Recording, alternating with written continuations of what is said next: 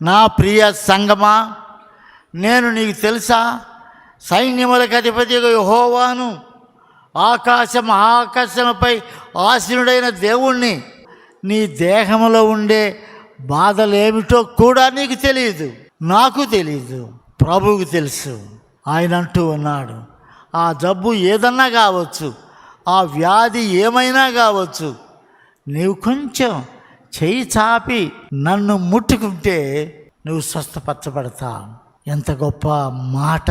దేవుని మందిరానికి మనం వస్తున్నా పురుషులారా, స్త్రీలారా, యవనస్తులారా, యవన బిడ్డలారా, మీరు ఆ చెయ్యి అలా చాచి, ప్రభువు ప్రక్కనే కూర్చొని ఉన్నాడు, నీ ప్రక్కలోనే ఉన్నాడు. చెయ్యి చాచి నువ్వు ముట్టితే అది ఏ విధమైన వ్యాధి అయినా, ఏ విధమైన బాధ అయినా పోతుంది. నువ్వు స్వస్థపరచబడతావు. సంపూర్ణమైన ఆయుష్, ఆరోగ్యం దేవుడు నీకు అనుగ్రహిస్తాడు. నువ్వు నమ్మగలిగితే చాలు, ప్రభువు నిన్ను ముట్టి బాగు చేస్తాడు.